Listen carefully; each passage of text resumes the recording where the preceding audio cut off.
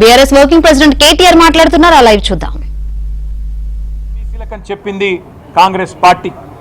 BC sub plan తీసుకొస్తాం అని చెప్పి సిద్ధరామయ్య గారు నోటెంబడ చెప్పింది కాంగ్రెస్ పార్టీ. అదేవిధంగా ప్రభుత్వ కాంట్రాక్టులలో ప్రభుత్వ ప్రొక్యూర్మెంట్లో 42% బీసీలకే ఇస్తామని చెప్పింది కాంగ్రెస్ పార్టీ. ఇవాళ సంవత్సర కాలం దాటిపోయి 14 నెలలు దాటి 15వ నెలలో ప్రభుత్వం పడింది. మరి 15 నెలల్లో కనీసం 15 పైసలు కూడా మీరు చెప్పిన బీసీ డిక్లరేషన్ కోసం కేటాయించిన పాపాన పోలేదు.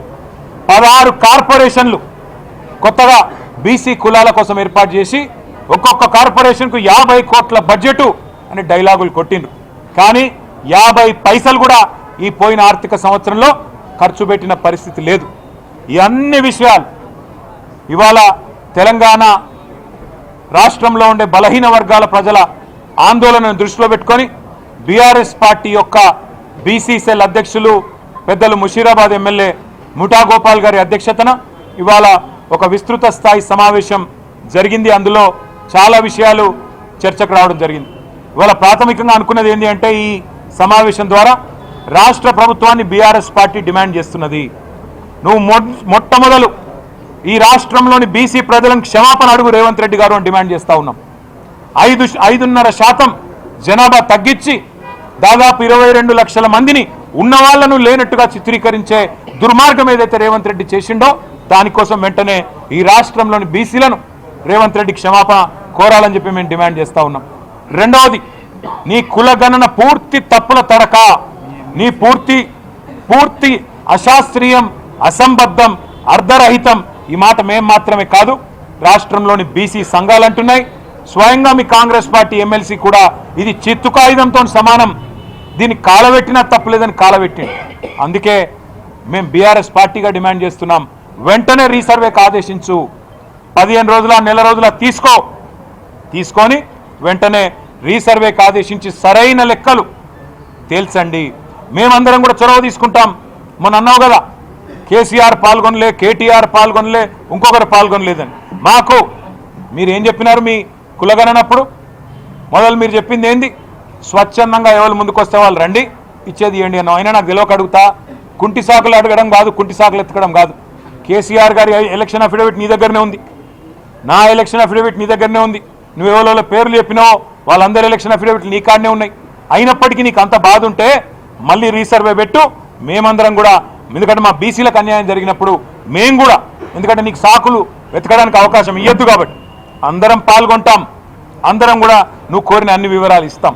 కానీ బీసీలకు అన్యాయం చేసి తప్పించుకునే ప్రయత్నం ప్రభుత్వం చేయొద్దని చెప్పి మేము డిమాండ్ చేస్తున్నాం. రీసర్వేకి ఆదేశించడంతో పాటు 42% రిజర్వేషన్ అని చెప్పి బీసీ డిక్లరేషన్లు ఏ మాట అయితే చెప్పినవో ఆ మాట ఖచ్చితంగా నిలబెట్టుకోవాలి.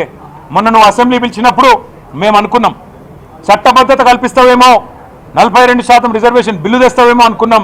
నువ్వు బిల్లు తేలే, కేవలం సొల్లు మాత్రమే తెచ్చినావు. ఓ స్టేట్మెంట్ అని చెప్పి పట్టుకొచ్చినావు, ఏదో నిమిషం చదివినట్టు చేసినావు, అవతల పడ్డావు. అందుకే ఈ సొల్లు మాటలు కాదు, బిల్లు తీసుకురా, 42% రిజర్వేషన్ కల్పిస్తూ వెంటనే పెట్టు. నువ్వేమో చెప్తూ మా పార్టీ ఇస్తుంది 42% అన్నావు. మీ పార్టీ ఇచ్చేది 42%. బీఆర్ఎస్ ఇదివరకు 50%కి మించి ఎన్నడో ఇచ్చింది బలహీన వర్గాలకు టికెట్లు.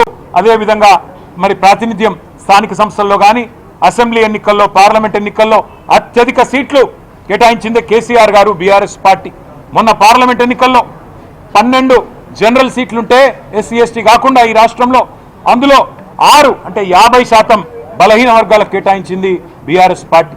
అట్లే శాసనసభ ఎన్నికల్లో మీరు మోసం చేసినారు కాంగ్రెస్ పార్టీ వాళ్ళు.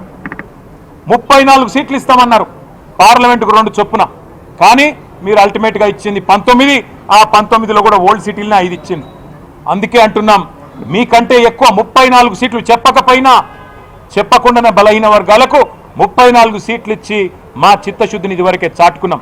మాకు నీ సర్టిఫికెట్ అవసరం లేదు. కానీ ఈ రాష్ట్రంలోని బలహీన వర్గాల ప్రజల ఆందోళన, ఈ రాష్ట్రంలోని బలహీన వర్గాల ప్రజల ఆవేదన అర్థం చేసుకున్న పార్టీగా రేపటి నుంచి మండలాల వారీగా, నియోజకవర్గాల వారీగా, జిల్లా కేంద్రాల వారీగా మొదలు భావజాల వ్యాప్తిని, అంటే బీసీలకు జరుగుతున్న అన్యాయం మీద మా పార్టీ నాయకులు, ఇతర బీసీ సంక్షేమ సంఘాల నాయకులతో వెంటనే ప్రెస్ మీట్ల ద్వారా ప్రజలని జాగృతం చేసే ప్రయత్నం విస్తృతం చేస్తాం.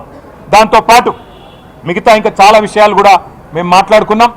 ఏ రకమైన కార్యాచరణ ఉండాలి, ప్రభుత్వం దిగిరాకపోతే మొండి వైఖరితో గనక రిజర్వేషన్లు ఇవ్వకుండానే బీసీల గొంతు కోసి స్థానిక సంస్థల ఎన్నికలకు పోతే ఏం చేయాలనే విషయంలో లోపల చాలా మాట్లాడుకున్నాం.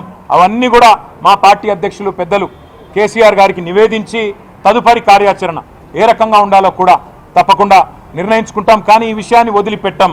తప్పకుండా బీసీలకు కాంగ్రెస్ పార్టీ చేస్తున్న మోసాన్ని ఎండగడతాం. మీరు రాజ్యాంగ సవరణ అని మాట్లాడుతున్నారు. నిజంగా చెప్పాలంటే మోడీ గారు రాహుల్ గాంధీ గారు ఇద్దరు కూర్చుంటే ఛాయ్ తాగే లోపల అయిపోతుంది రాజ్యాంగ సవరణ. ఇదివరకు చేయలేదా? ముల్కీ రూల్స్ని ఆనాడు సుప్రీంకోర్టు అప్హెల్డ్ చేస్తే అవును ఇది కరెక్టే అంటే ఆనాడు ఇదే కాంగ్రెస్ పార్టీ ఇందిరాగాంధీ గారి నాయకత్వంలో ఆనాడు ముల్కీ రూల్స్ను రద్దు చేస్తూ రాజ్యాంగ సవరణ చేయలేదా? మరి అలా బీసీలకు న్యాయం చేసే కాడ రాజ్యాంగ సవరణ చేయడానికి ఎందుకు మీకు ఇబ్బంది అవుతున్నదని మేము అడుగుతా ఉన్నాం. రేపటి నుంచి అందరినీ కూడా జాగృతం చేస్తూ మండలాల వారీగా, నియోజకవర్గాల వారీగా, జిల్లాల వారీగా ప్రెస్ మీట్లతో మొదలు పెడతాం, చిన్న చిన్న సమావేశాలతో మొదలు పెడతాం. తదుపరి కార్యాచరణ ఎట్లా ఉండబోతుందో పెద్దలు కేసీఆర్ గారితో ఒకసారి అంతర్గతంగా చర్చించిన తర్వాత ప్రకటిస్తామని చెప్పి కూడా తెలియజేస్తూ రేపటి నుంచి మా నాయకులందరూ కూడా జిల్లాల వారీగా, నియోజకవర్గాల వారీగా, మండలాల వారీగా పార్టీ మొత్తం కూడా మరి ఈ కార్యక్రమాన్ని తీసుకుంటుందని చెప్పి కూడా తెలియజేస్తూ మళ్ళీ మీ అందరికి కూడా ధన్యవాదాలు, నమస్కారాలు, థ్యాంక్ యూ.